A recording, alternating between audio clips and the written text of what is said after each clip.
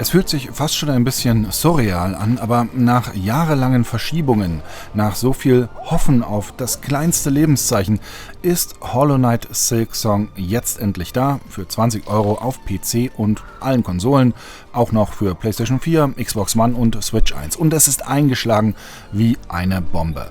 Obwohl es im Game Pass für Xbox und PC ist, hatte Silksong zum Release auf Steam über 500.000 gleichzeitig aktive Spieler. Und auch wir haben gestern sofort losgespielt. Na gut, ich habe erst heute Morgen angefangen, weil ich gestern noch mit James Bond zu tun hatte.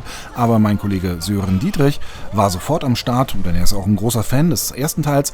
Und er kann uns jetzt sagen, was ist neu, was ist anders. Hallo Sören. Hallo, grüß dich.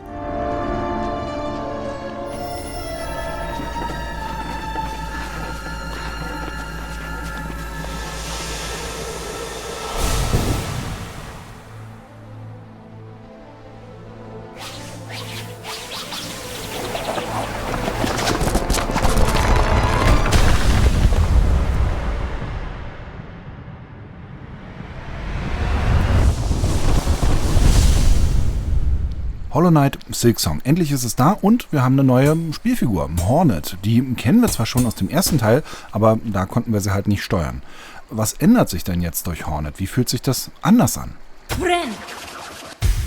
Tatsächlich auf den allerersten Blick oder besser gesagt in den ersten paar Minuten ging mir durch den Kopf, es hat sich erstaunlich wenig getan. Das ist aber gar nicht mal negativ gemeint, sondern ich habe es auch schon auf GameStar.de in meinen ersten Testeindrücken so geschrieben, das ist halt ein richtiges Sequel. Also es wird sehr schnell klar, wenn du dich mit Hornet durch die Welt bewegst, es ist immer noch Hollow Knight, du hast eben jetzt mit Hornet eine andere Spielfigur, sie ist agiler, sie kann sich zum Beispiel jetzt auch an Vorsprüngen und so weiter automatisch festhalten, sie kämpft auf eine gewisse Art und Weise anders, das bringt auch neue Herausforderungen mit sich, du kannst zum Beispiel nicht mehr, zumindest am Start des Spiels, nach unten schlagen, wenn du im Sprung nach unten schlagen, das war ja so der Standard-Move sozusagen aller Hollow Knight Profis im ersten Teil. Und ich denke mal, deswegen hat Team Cherry, also das Entwicklerteam, das auch wieder rausgenommen, weil das wurde im Laufe der Zeit doch ein bisschen sehr mächtig. Das kannst du in Silksong nicht mehr machen. Und ansonsten, ja, es ist trotz allem aber wirklich Hollow Knight 2.0. So fühlt sich das einfach rundherum an. Es gibt noch ein paar kleinere Neuerungen, wie zum Beispiel, dass du jetzt einen Questlog hast. Das fühlt sich so ein bisschen an wie in einem Rollenspiel, aber das ist dann auch schon alles, ist trotzdem sehr nett gemacht. Ansonsten, es ist mehr vom Gleichen, aber mehr halt auch vom guten Gleichen. Hey, Mama, hey, look, Ababa, Urala. Es fühlte sich zumindest am Anfang jetzt auch ein bisschen mehr inszenierter an. Also man trifft ja gleich viel mehr Figuren, hat viel mehr Gespräche. Hornet spricht auch, also jetzt nicht vertont, aber man kann ihren Text lesen. Das ist ja anders als der Knight beim ersten Spiel. Es gibt auch mehr so kleine Zwischensequenzen. Zieht sich das auch weiter? Ja, das zieht sich weiter. Ich muss auch sagen, dass selbst, du hast es schon angesprochen, Hornet ja quasi spricht. Ich habe es als Nuscheln beschrieben in meinem Text. Das ist ja so ein bisschen wie bei den Sims mit diesem Simlich. So ähnlich gibt es ja auch in der Welt von Hollow Knight, dass die ja ihre eigene Sprache haben. Die wir zwar nicht verstehen, aber wird halt gesprochen und das macht Hornet jetzt auch. Und dadurch plus eben diese Zwischensequenzen und einfach allgemein, du läufst in der Spielwelt herum und plötzlich passiert irgendetwas und es wird eine kleine Sequenz abgespielt. Dadurch bekommt Hornet vor allem als Charakter, als Hauptcharakter deutlich mehr Tiefe als noch in Teil 1 der namenlose Ritter, den du gespielt hast. Und das allein fühlt sich, finde ich, schon sehr schön an. Dadurch profitiert auch wirklich die gesamte Spielwelt, weil Hornet sozusagen wirklich erzählerisches Gewicht mit sich herumträgt und das sich immer wieder dann auch beim Erkunden der Spielwelt auswirkt.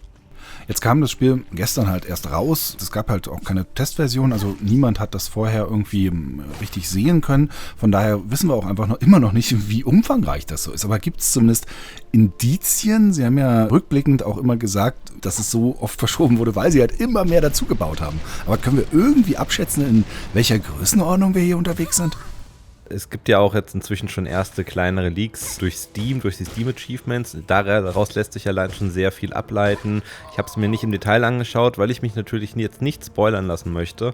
Aber ich würde Haus und Hof darauf verwetten, dass das Spiel mindestens so umfangreich wie Teil 1 ist, aber höchstwahrscheinlich sogar noch umfangreicher. Das hat ja 2019 fing das ja mehr oder weniger an mit der Ankündigung, dass Silksong eigentlich ja mal nur ein DLC werden sollte für Hollow Knight 1 und dann aber im Laufe der Zeit haben die Entwickler gesagt, nee, wir haben so viele Ideen, wir bauen das jetzt zu einem eigenen Spiel aus.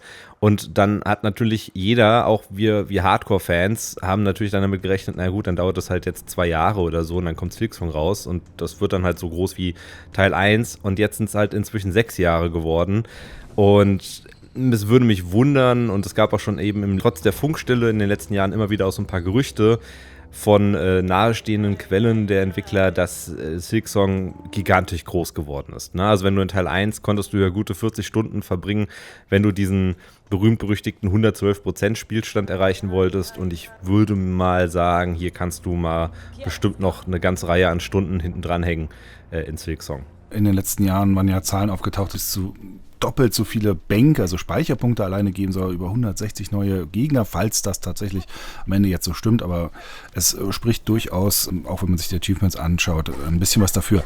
Aber wie ist denn Qualitätseindruck? Also taugt denn das überhaupt alles? Weil es bringt uns natürlich nichts, wenn wir einfach mehr Content haben. Wir wollen ja guten Content haben. Das ist die große Frage jetzt im Vorfeld gewesen, glaube ich, die alle Fans in Atem gehalten haben, weil es ist dieser gigantische Hype und da ist die Gefahr natürlich sehr groß, dass sich dann Silksong plötzlich als Luftnummer entpuppt oder dass man sagt, ach nee, da hätte ich mehr erwartet.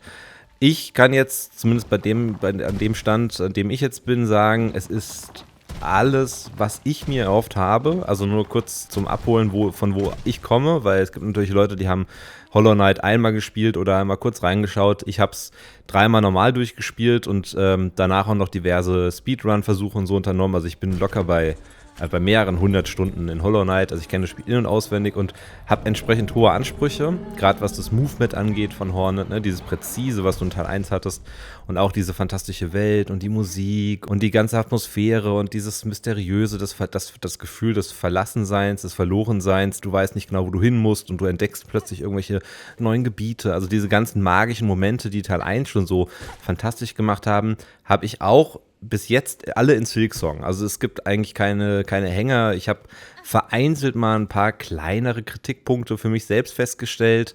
Im Internet wird auch oft zum Beispiel ein bisschen bemängelt, dass der Schwierigkeitsgrad, der ja auch schon in Teil 1 nicht gerade niedrig war, jetzt in Silksong noch einmal deutlich angestiegen ist. Das kann ich aus meiner Warte jetzt gar nicht mal so bestätigen. Es gibt natürlich Unterschiede beim Anspruch. Das heißt, Hornet hält deutlich weniger aus, sie steckt mehr Schaden ein, wenn sie getroffen wird.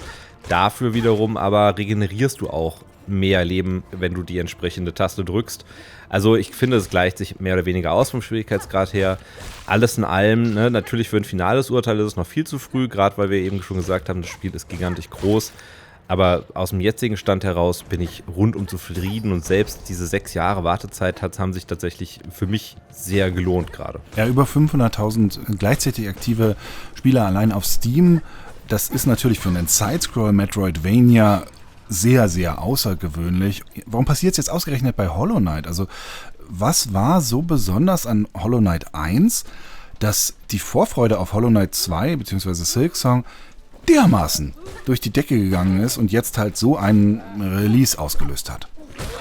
Das sind mehr oder weniger 3 Säulen, die da so ein bisschen mit reinspielen. Zum einen, du hast es schon erwähnt, es ist halt einfach der fantastische Vorgänger. Hollow Knight 1 ist ein Metroidvania, das natürlich bei weitem nicht das erste war. Es kam ja auch so so im gleichen Zeitraum heraus wie die beiden Ori-Spiele, so im Rahmen von innerhalb von so 2-3 Jahren. Und Hollow Knight hatte damals als Kickstarter-Kampagne angefangen und das hatte niemand auf dem Schirm und es wurde ja auch nur von 2 Leuten entwickelt. Das muss man sich mal wirklich vorstellen und das hat sich dann im Laufe der Zeit, als es dann rauskam, zu so einem richtigen Fanliebling gemausert. Hat auch nur, ich glaube damals, als es rausgekommen ist, tatsächlich zum Release 15 € gekostet. Also es war auch damals schon einfach ein günstiger Einstieg, einfach um sich das mal anzuschauen. Und dann kamen halt eben diese inhaltlichen Stärken dazu. Ich habe es eben schon mal angerissen, ne? Du hast eine Atmosphäre, diese Welt von Hollow Knight. Sie ist dunkel, sie ist depressiv, sie ist trostlos und gleichzeitig aber, und das ist halt dieser unfassbare Widerspruch, den dieses Spiel einfach so fantastisch hinbekommt, ist, du hast in dieser trostlosen Kulisse, hast du aber dann immer wieder wunderschöne Momente, du hast Charaktere mit sehr viel Herz, du hast auch immer mal wieder einen Lacher drinne und gerade durch diesen kompletten, durch diese kompletten Gegensätze, die da präsentiert werden, hat diese Spielwelt einfach einen unglaublichen Sog. Und ich glaube, das ist etwas, was Hollow Knight so gut hinbekommen hat, wie noch so gut wie kein Metroidvania davor. Und auch danach war ich immer auf der Suche nach einem Spiel, nach einem Metroidvania, das mir das gleiche Gefühl gibt. Und das hat einfach wirklich kein Spiel mehr so hinbekommen. Und das heißt, diese erste Säule ist wirklich diese inhaltliche Qualität von Hollow Knight 1. Und die zwei anderen Säulen, die jetzt zu diesem extremen Hype und diesem Erfolg gerade da beitragen, ist natürlich die extreme Wartezeit. Auch für Leute, die nichts mit diesem Spiel an sich anfangen können, hat das ja wirklich Ruhm dadurch erlangt. Es ist zu einem Meme geworden für Verschiebungen.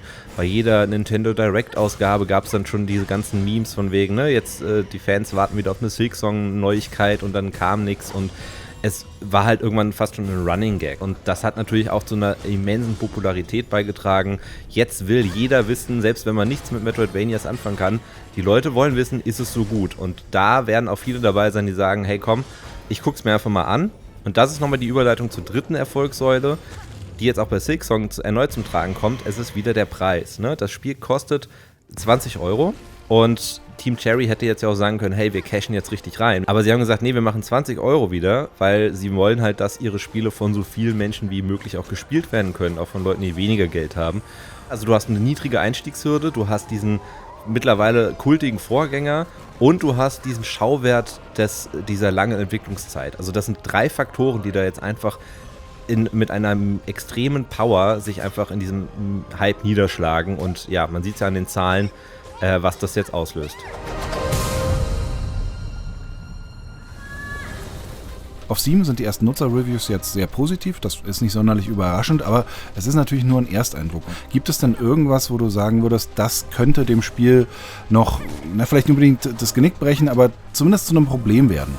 Definitiv, und das ist der eigene Anspruch. Wir hatten es ja eben jetzt schon erwähnt, Silksong ist gigantisch groß geworden und das Entwicklerteam hat in den ganz seltenen Interviews im Laufe der Jahre immer betont, wir wollen uns nicht stressen, wir haben tolle Ideen. Aber ich bin gespannt, ob dieser Umfang nicht später zu so einem kleinen Fallstrick wird. Sprich, kann Silksong die Qualität in Sachen Inszenierung vor allem und in Sachen Storytelling oder aber auch eben was die Kreativität der Bosskämpfe angeht, kann Silksong das alles über Dutzende Spielstunden hinweg aufrechterhalten. Ne? Das heißt, das wäre ja nicht das erste Spiel, dem nach hinten raus arg die Luft ausgeht. Ich hoffe es natürlich als Fan nicht, aber jetzt zum aktuellen Zeitpunkt können wir das nicht ausschließen. Und ich sag mal, das ist, glaube ich, die wichtigste Frage, die jetzt noch offen bleibt. Weil man kann sagen, Silksong ist ein gutes Spiel geworden. Ob es jetzt auch wirklich ein so fantastisches Spiel ist, wie sich die Fans das erhofft haben, jahrelang, das ist jetzt eben aber aktuell noch nicht sicher. Aber gerade mit Blick auch auf das erste Hollow Knight stehen ja die Chancen nicht schlecht, dass Silksong die hohe Qualität, die ersten Stunden versprechen, tatsächlich bis zum Finale halten kann. Sören, noch ein letztes Wort? Mir bleibt nur noch zu sagen, dass ich allen Silksong-Fans da draußen viel Spaß beim Weiterspielen wünsche. Solltet ihr noch irgendwelche Fragen haben zu Silksong, dann schaut auch gerne mal auf gamestar.de vorbei, ruft mein Testtagebuch auf. Dort könnt ihr in den Kommentaren dann auch mir direkt Fragen stellen, falls ihr Probleme habt. Schreibt es gerne in die Kommentare dort. Ich lese definitiv und dann antworte ich euch auch, sobald ich wieder aus dem Spiel draußen bin, was ein bisschen dauern kann. Aber ansonsten bleibt mir nur zu wünschen viel Spaß und macht's gut.